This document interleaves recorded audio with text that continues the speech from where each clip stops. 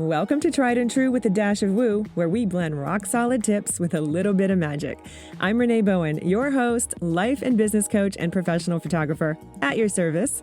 We are all about getting creative, diving into your business, and playing with manifestation over here. So, are you ready to get inspired and have some fun? Let's dive in. Today's guest is someone who lives at the intersection of education, strategy, and transformation. Jasmine Jonte is the founder and CEO of CRE8TION, a company that helps experts and thought leaders turn their knowledge into transformational online courses that actually get results for students. Her team has helped produce over 120 programs and more than 1,500 lessons that have reached over 100,000 students and generated millions in revenue for her clients. What I love about Jasmine's approach is that she doesn't just focus on the information, she focuses on the learning experience itself. She started her career as a first grade teacher in Detroit, which means she learned early how to take complex ideas and make them engaging and accessible. So today we're going to talk about something that I think is incredibly relevant for my audience, you guys listening here. I think a lot of creatives and coaches want to create courses, but they struggle to turn what they know into something that actually changes people. And Jasmine brings a really interesting lens to this, especially when we start layering in things like human design and alignment and how different people learn and lead.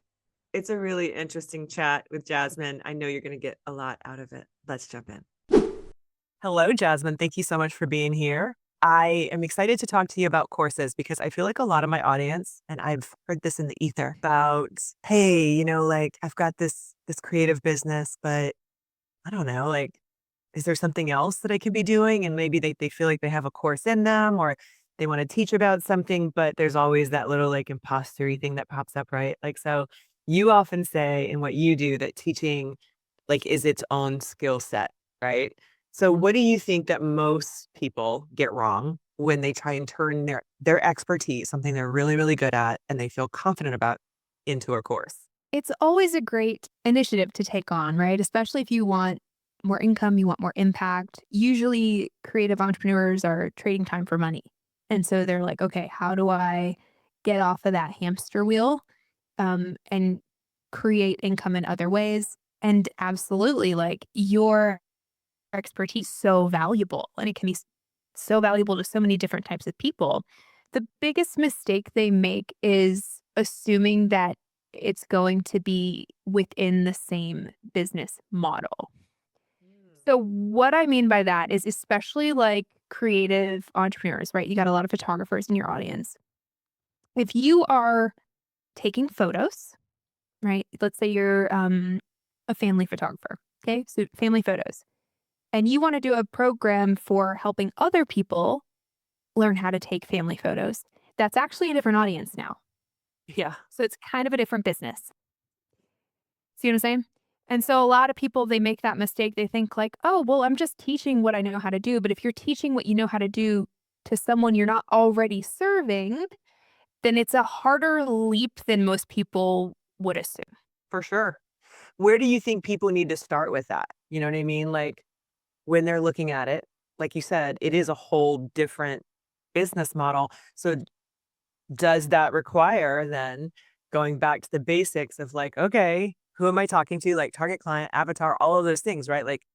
We need to be doing that for a whole other quote unquote side of our business now. Yes. Oftentimes that's the case. Now it's different if, let's say you are a family photographer and you have a huge audience of moms. Moms love you, moms of toddlers, right? They love you, they follow you, they want you to take pictures of their kids. And they're also like, how do I take better pictures of my kids on the day-to-day? Yeah. Well, now you can create a program that's for the audience you already have. Maybe it's like an iPhone photography course to help moms take pictures of every holiday. I don't know, I'm just making something up, right? But that might be an easier lift than positioning yourself as someone who can help other photographers start a family photography business. Yeah. So I think you're right. It is going back to who's your ideal client? What's the problem you're solving for them? And how is your solution unique for that audience.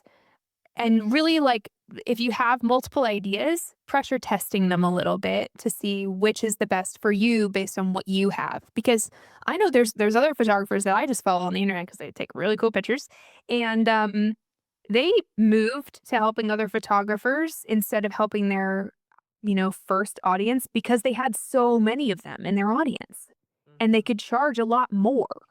And so that made sense for them. So I'm not here to like say like there's a blanket one way to do this. One is better than the other, but I do think it's assessing who is in your audience, what are they asking for, and then pressure testing a couple of ideas before you truly clarify what's the one next or the one first online offering that you're going to put out there.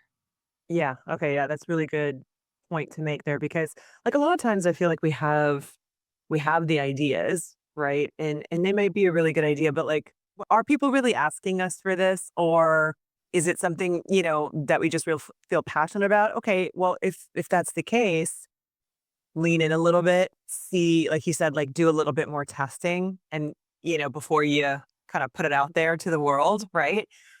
What are some of the best ways to like do that? Like, can you pull your audience? Like, what are some of the best ways that we can actually pressure test what our audience really wants and is a good use of our time? I think asking the audience is always the best place to start. I know a lot of people are doing like AI market research, Mm, and that I find is really good for like distilling your ideas so that it's easy to ask your audience more than actually going and saying which would be a better program to launch for me. mhm. It's like, what are the right questions I can ask my audience to discern what's the best idea for me to launch, right? Yeah.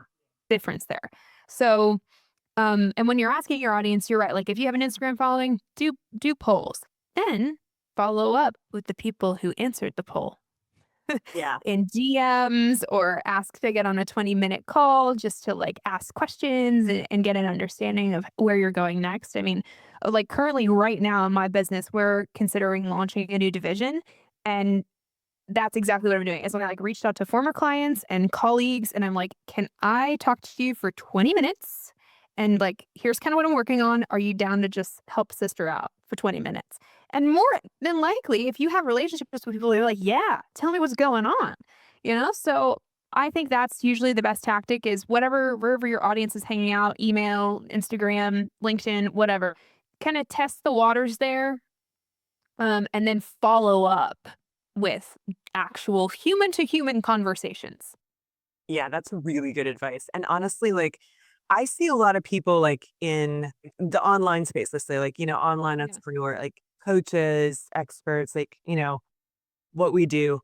I see a lot of that in that community. I don't see a lot of it in the photographer community, people with creative businesses who are thinking about because first of all, it's new to them, right? Like so Yeah, just like anything else, you're not going to know what to do. You're going to have a good idea and then be like, okay, what now? Well, that's kind of why I wanted to point this out because there are like some things that you can really, that are going to save you some time and energy at the end of the day.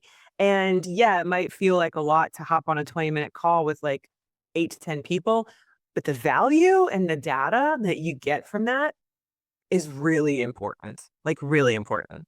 So I'm glad that you mentioned that because I don't really feel like enough of us think about that angle. We're like, okay, a poll, I get that, but like, no, I think I need to go deeper with somebody and like really kind of hear what how they feel about this. Like, and you never know too where that conversation is going to take you, which is pretty cool. that's true.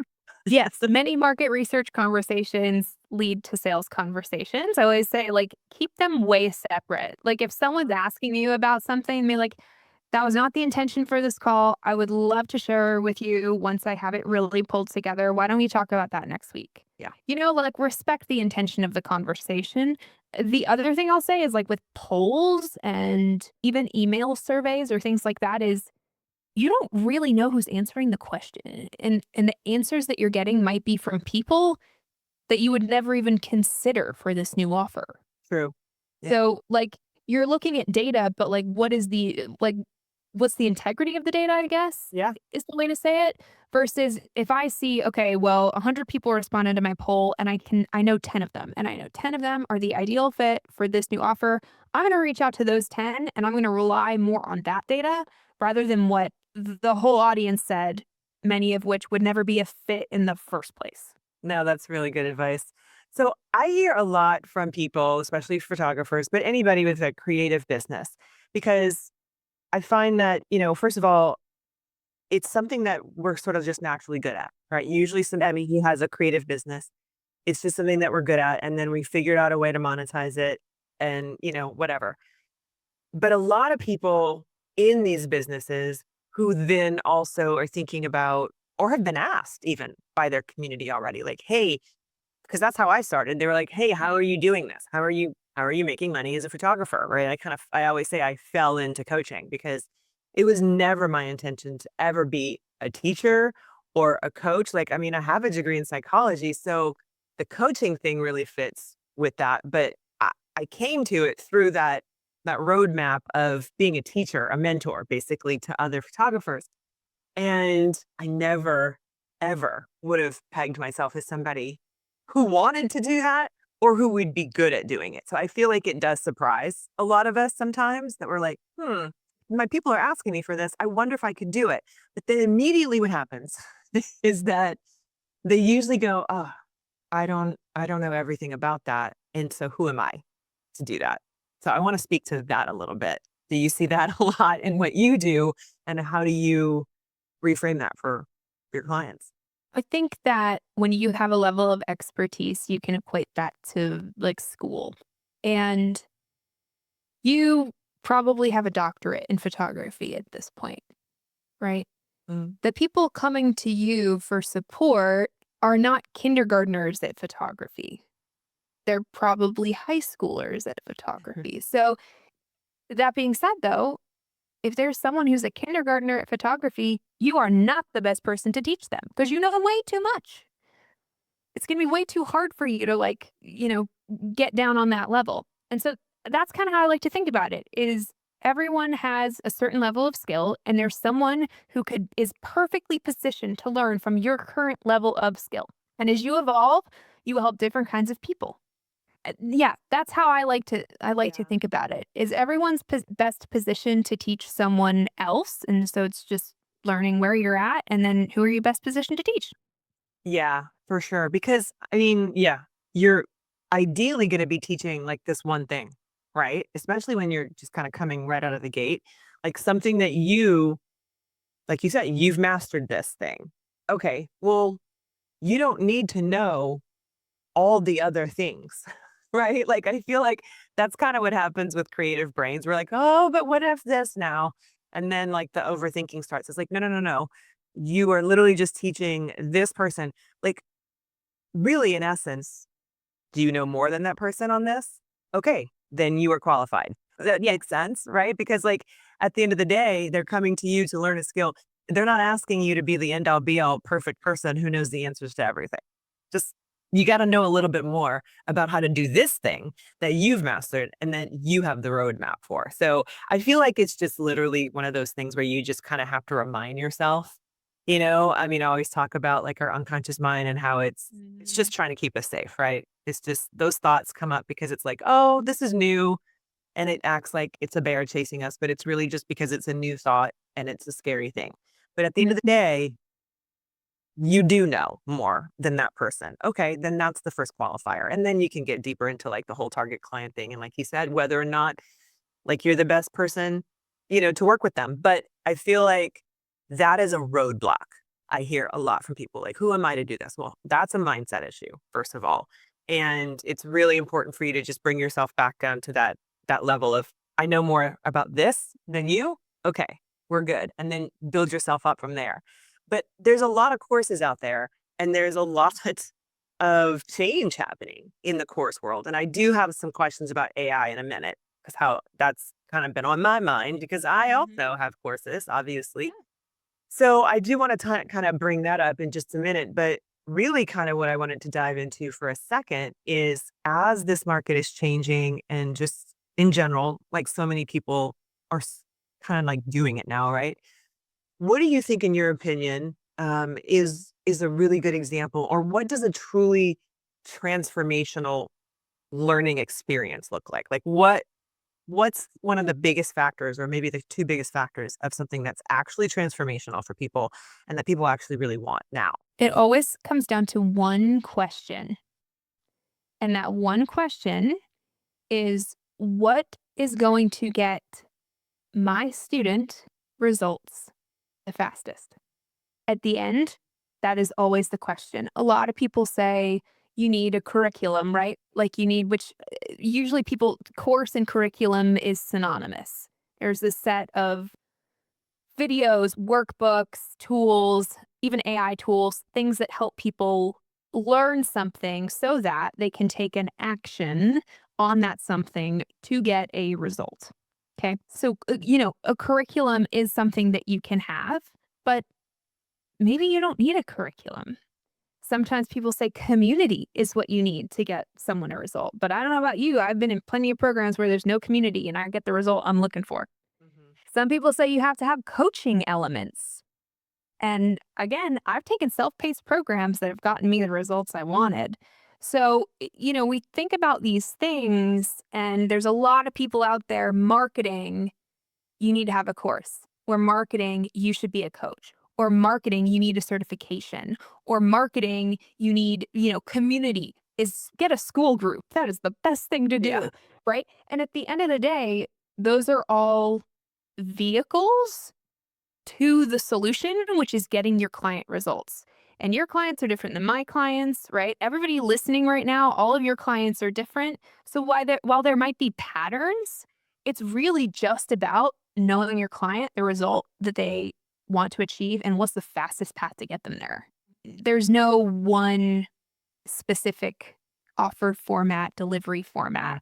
Do you see that- stuff that's working better than others right now? Like, as far as like the shifts that I was kind of talking about, just in general, right? Like, so are these courses that are very big and meaty and, you know what I mean, like start to finish, like, are people shifting in the way that they want those kind of courses? Do they want something smaller? Like, there's so much noise, I feel like, and I feel like you just have like probably really good firsthand knowledge because this is what you do. What's in the ether, right? Like, what have you Mhm. kind of seen happening? Especially since 2020, like 2020, everybody went online. People started taking programs because we're stuck at home and we have money from the government. So it's like, okay, let's learn that thing we wanted to learn or start that business we wanted to start, which is great. And because the market got saturated with, I'll be honest, a lot of bad programs, Yeah. now I should say the market is more sophisticated in they don't believe that information equals transformation anymore. But the thing is, they never wanted to buy your course. That's not why they didn't ever want a course. What they wanted was a result, which is why I come back to that question. It's like, Mm-hmm. what's going to get your clients the results? Now, if we think about some things that we're teaching, like they actually do need to learn a certain amount of information in order for them to get the result. Like that's just part of it, right? Not for everything, but for most things. And the question is there, how can we make it as short as possible? So I still see people, this is crazy to me, but I still see people with like, the 5 course bundle on their website. And I'm like, I mean, if it's selling, Yeah. then like by all means, like keep doing it. Like don't, if it's not broken, don't fix it. And also, people start without a really strong personal brand behind them or just starting out. That's going to be a lot harder than something specific, tangible, and small that someone feels like, okay, I can log in and take it in 45 minutes and get the result I'm looking for. Yeah, no, that's a really good point.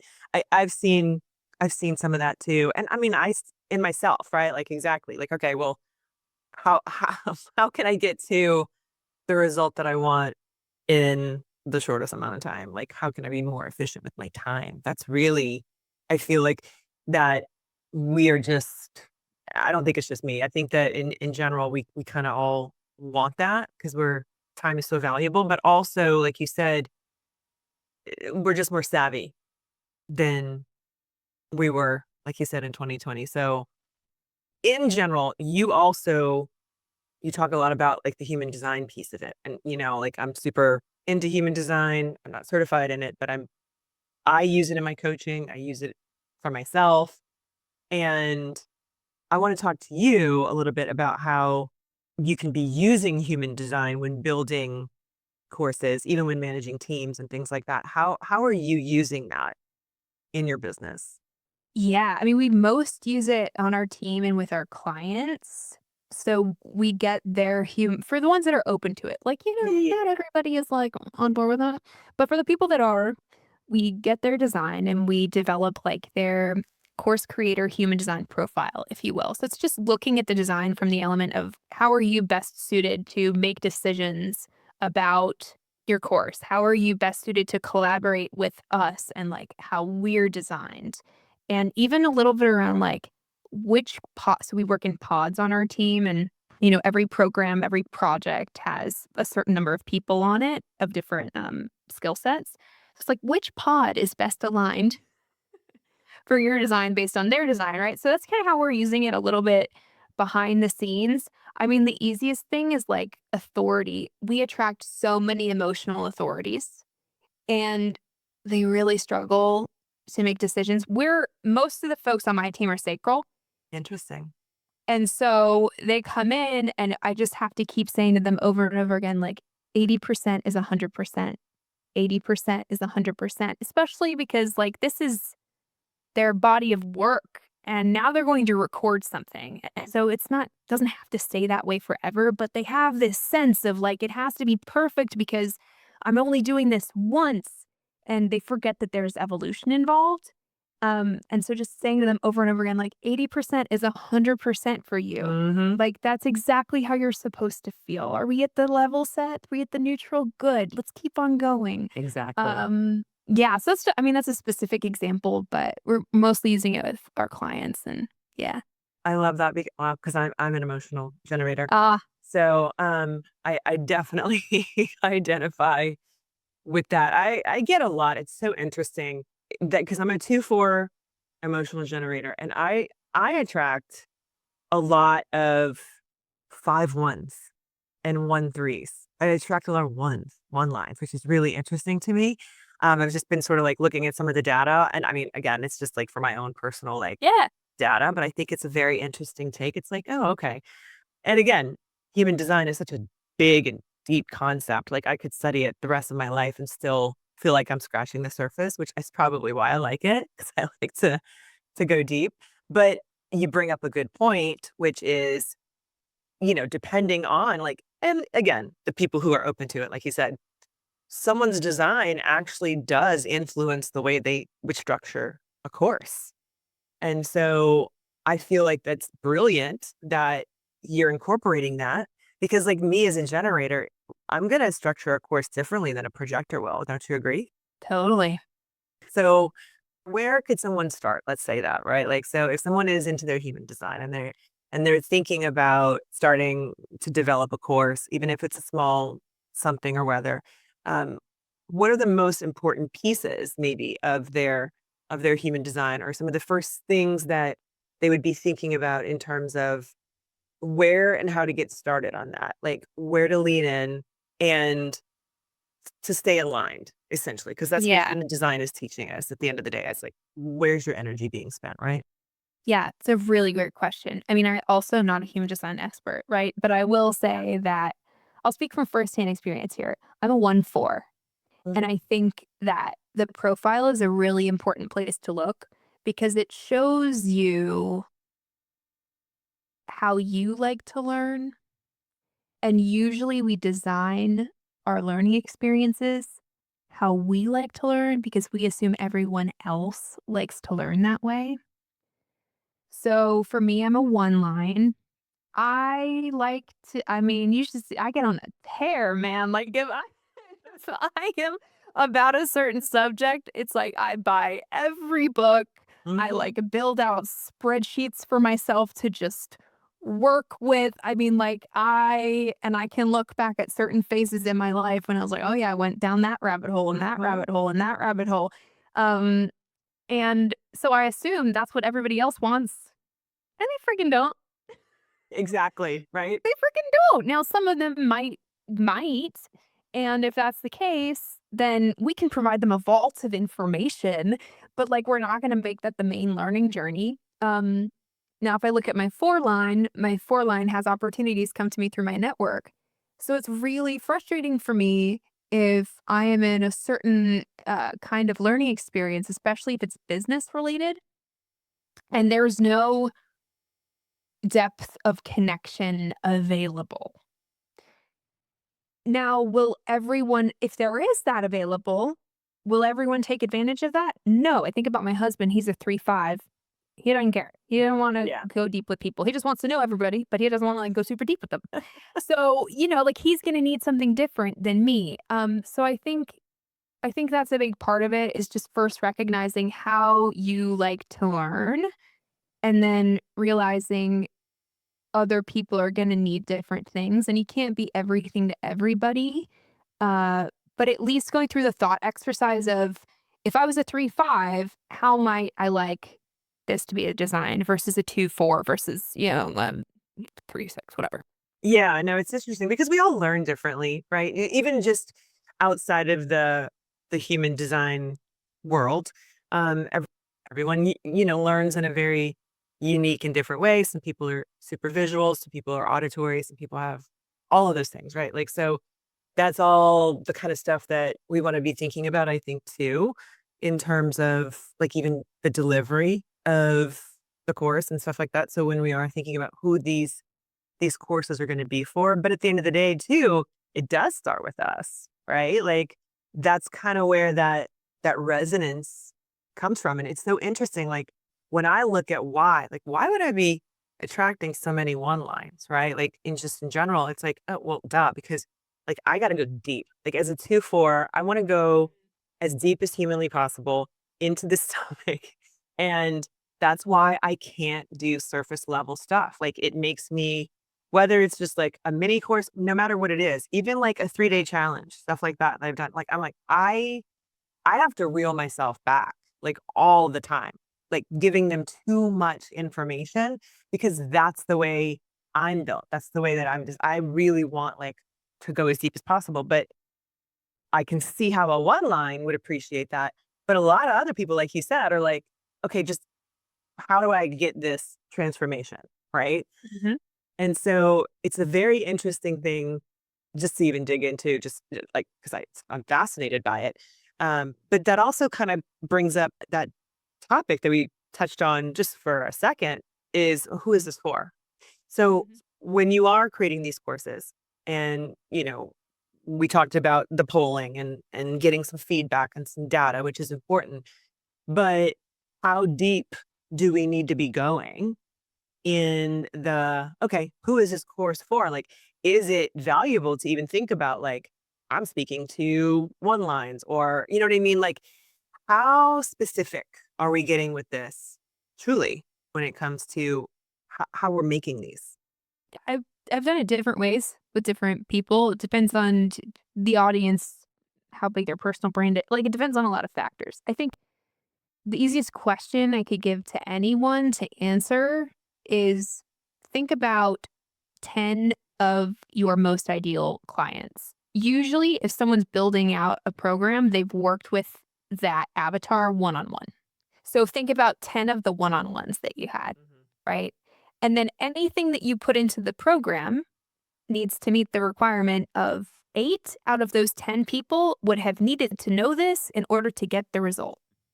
Yeah. Because when we're doing one-on-one work, it's like, you have a filing cabinet in your brain and your client's in front of you and you're like, "Oh, they need file 8B," and you hand it to them and it's exactly what they need. But when you're productizing what you know, if you have 100 files, you're saying, "Okay, what's the 10 that they need to know and what's the right order and sequence to put them in?" Mm. So it's all about discerning really what to leave out rather than what to put in. And so that's why I like the metaphor, the thought exercise of, okay, let's like literally put 8 pictures in front of me of 8 clients that I've had and or 10, and would 8 of them need to know this? Okay, yes, then it belongs in the program. Okay, yeah, that makes a lot of sense. Yeah, that's a good way to put it. So let's talk about AI because it is definitely a big piece of it. I mean, it's moving at a quick pace. I've been using it since the day it came out, and really just because I wanted to, like, what is it about? I needed to know. Like, that's just who I am. So, I now since then, we've seen a lot of what they call AI slop, right? So I'm sure you've seen a lot of that too. But with AI not going anywhere, and obviously becoming part of this whole process, where do you think the line is really between like efficiency and authenticity? Like where do you stand on all of that? What's your thoughts? Oh, easy questions today. Um, I'm a big fan of being your own content source. So that doesn't mean you can't work with AI to like flesh out a concept or work with AI to ask you questions to flesh out your own thoughts further. But I am a big fan of being your own source. And I think that's what makes content good too, is it's not just putting a question into AI and seeing what it comes out with and saying, "Hey, that looks good." Yeah. But when it comes from you first, that means it's backed by your own experience, your own stories, your own moments with clients, and that's what makes it good and that's what makes it unique. So, when we work with clients, we do interviews where we're actually pulling the information out of their brain. We do work with a little AI to like format and structure things and like proofread, but the heart of it, the soul of it comes from the client and their experience first. Yeah. Yeah. Because I really do feel like, I do. I have a love-hate relationship with it. I feel like a lot of us probably do. And I am a big believer that, well, first of all, what you just said, like it's got to be authentically you, because in this world that is getting, who knows what it's going to look like, right? Even in the next like 3 to 6 months, I I do feel like there's going to be not necessarily resurgence, but I think that more and more people are going to value what a human did, let's just say. And I really love what you said. I love using AI to help us get to like the nugget of things and to like refine and, you know, get to where we want to go and be efficient with it. But at the end of the day, is this completely generated by AI? Like, did I just sit down and chat GPT? Like, all these people are like, oh, yeah, you can just use chat GPT and Canva to create a download and make $1 million. If I see one more person talking about stuff on the internet, I think I might lose my mind. You know what I mean? It's like, I do. okay, Yeah. yeah, that might have worked for 2 people, but, like, at the end of the day, that's what I mean by the AI slot, right? I feel like, yeah, it'll give you a quick win maybe, but okay, let me and tell me about your ad spend, you know what I mean? Like, there's some other strategies there, babe, like, you're leaving out, and so I just think that it can be very useful, but agree with you that I'm glad that you guys are sort of like still working with people to bring it out of them. You know what I mean? Like what you do is basically supercharged, right? Because Yeah. everybody left to their own devices, they're gonna swim in it. It's very rare that I've seen that people can like sit down and just like generate this on their own. You really do feel like you're in a vacuum. So I do want to kind of speak to that a little bit. Like, talk to us a little bit about what you do specifically with clients who come to you wanting to create courses and how you support them in that way. It's I'm so blessed. I get to work with so many cool people across like cosmetic tattooing to Yeah. like real estate investing to yeah, we've built some photography programs as well on the business side and like the consumer side. So it's so and my one line loves it. Yeah. So yeah, so when we work with clients, first we evaluate what they have to work with. Some people have source content, they have a podcast or They have a Google Doc, or now I'm getting, here's my chat GPT outline. Yeah. They're not very good, but whatever, it's something. And so first we evaluate, and then we move into the clarify phase, which is like marketing. So distilling what's the offer and what's the launch strategy if they don't already have one, and what's the funnel map, and like how what's the ascension. So like let's talk business for a minute and get real, because I mean, straight up, I don't want to build a program that doesn't sell. Hmm. I have no interest. Like, yeah, I could build programs for anybody on anything, but like I only work with people who can deliver results and they can prove to me that they deliver results. And then also people that have something that I think will sell inside of their business, right? Hmm. So that's the marketing phase, the clarify phase. And then we move into architect, which is like the beginnings of the IP. So we generate like their framework, their methodology, and the visual for their methodology, which I know that you have and you know all of that, right? And then the outline that's tied to that. So what are the modules? What are the lessons? What are the resources? What are the AI tools? What are all the things that we're going to build? Then we actually build them, and that's that interview process I talked about. So we interview the clients, we pull all the stories, information, everything we can. We use all of our instructional design and learning experience design to build out all of the assets related to this program before we then go to video anything that needs to be videoed, and edit, and then finally pulling it all together inside of the client experience. So, like putting it in the portal, but also what are the feedback loops? What are the testimonial loops? Um, if there's a community, what the heck is happening in the community? If there are group calls, how the heck are we making these group calls valuable? You know what I mean? Like Yeah. communication structure. How are we communicating with our clients inside of this program? So you can see it like it can become a lot, which is why Yeah. so many people struggle with it, is because like on every project, there's between 4 and 5 people on my team working on it. It's hard for me to hear about people doing it themselves, because I'm like, you have to be good at so many different unique skill sets to do this one thing. That is true. So yeah, so that's a bit about our process, and I'm a nerd for it. Yeah, no, I love it. And that's so cool because again, like it itches that part of your brain. Like you know what I mean? Like that. And that's what matters. It's like that's what we all want to do is like be in alignment and do what it is we love to do. And it is a lot, right? Like, yes, I know we're told to kind of keep it simple and to do it messy and to just start taking action and things like that.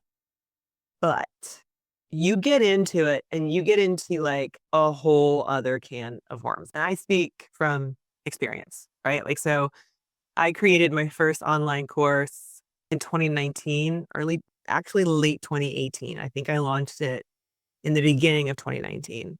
And I didn't know what I was doing. Like I did some coaching, I got some guidance on it, but I still and it was pretty high touch, but I still was like, "Oh, at every step of the way, I'm like, oh, okay, now I need this." Like now I need this thing to convert. Now I need a funnel. Now I need what? And so I think that it's really good information, what you just said for people listening, if someone is out there just, like, thinking about starting a course, not to discourage them by any stretch of the imagination. No, it's 100% doable, but it's really great that you give them the information, like, "Here's like, this is a whole thing here, right? Like, and we're gonna cover every step of this process, and it isn't one size fits all, and it's gonna have to, like, be a lot of, drawing it out of you, but at the same time, we've got this." You know what I mean? And I highly recommend anyone out there listening to do that because I can't imagine doing that by myself. Like that would have been really, really, really hard. And, like, And there's no right or wrong, like, plenty of people, clients we worked with, they do DIY it to start, and it is really rough and ready, and you know what? For based on where their business was and what they Mhm. had going on in their life, like, they made the time and they made it happen. And then I have other clients who are like, "I know I don't wanna do this, will you please just do it for me from the Yeah. jump?" Because it's more cost effective that for them to be doing what they know how to do best, like, than to go and learn all these other tiny little minor skills Yes. that the ROI on that skill is really just not there. So like, again, like, there is literally no right or wrong. I will say, though, just if you are gonna DIY it, if that's your choice, because that's what works for you right now, give yourself more time than you think you need, because unfortunately, I just got a message literally from a friend this morning, voice texted me, and he was like, "I had to DIY it because things took a turn in the business," and he is so burnt out now. He has not gone on a date with his wife in 4 months, 3 to 4 months, and he just honestly, his health is challenged. And I know people who've truly burnt out because they give everything they've got, and maybe a little too much because they don't realize quite what they're getting into. So just if you're gonna DIY it, give yourself more time than you think you need. Yeah, no, that's really, really good advice. Yeah. I would definitely agree with that. Because like I said, it's like, oh, and now I have to do this. It's like one thing will pop up. You're right. It's really easy to sort of like get physically and mentally completely Mhm. drained and burnt out doing it. So if somebody were listening, if somebody out there is listening who, maybe they're sitting on some knowledge that they know they could help other people with, but they feel really, really overwhelmed by building a course. What's like the main thing that you would say to them? Like the main piece of advice or one piece of advice or something to get started? Uh, I think a part of it is owning what you do know, because like you said, most people get stuck by this idea of, like, "Who am I to be doing this?" and a little bit of imposter syndrome. So it's that exercise of writing down all the things you've done in your life and all the things that you are proud of, and, like, validating yourself and owning your value. Um, and then entering whatever action it is that you think you need to take first, whether that's market research or doing a pop up offer or doing something like a workshop or something quick and dirty just to get your feet wet. Like, when you come from that energy, that will change the result of whatever action it is that you do take. Yeah. Awesome. Great advice. Thank you so much for being here. Can you tell people how they can find you? Anything that I will list everything in the show notes too, like so people can find you guys and work with you. But how do you like to connect with people? Honestly, I'm best at email. Yeah. So, hello@jasminejonte.com. That's my email. You could email me there. You can check out our website. It's easy to get our services guide through the website and book a call through the website with me if you want to jam on what your program may or may not be. Um, and yeah, we'll hook you up with all the goodies in the show notes. Perfect. Awesome. Thank you so much for being here. Thanks for having me. Okay, so this conversation, I think, was a really great reminder that creating a course is not just about putting information online, right? It's about creating an experience that actually potentially, hopefully, changes someone. And a few things really stood out to me. So, first, expertise alone doesn't necessarily equal transformation. Teaching is its own skill set. And when we learn how to design learning experiences intentionally, the impact really multiplies. Second, alignment matters. So whether we're talking about using your human design or energetics or simply honoring how people naturally work and learn, the more aligned a program is with the creator as well as the audience, the more powerful it will become. And finally, the future of online education is not about more content, right? It's about better experiences. Programs that are thoughtful and engaging and truly built for the people that they're meant to serve. So, Jasmine, thank you so much again for being here and sharing your insights. And I know you guys are walking away with your own insights that I would really love to hear about. So, as always, hit me up over on Instagram at Renee Bowen in the DMs. Let me know what you thought, or you can post about this episode and tag me. And I would love to hear how it impacted you. And if it did, send it to a friend too. If you're watching on YouTube, hit subscribe. That always helps as well. And as always, thank you so much for being here and joining me again on the podcast. So have a great rest of your week. I'll talk to you soon. Love you. Bye.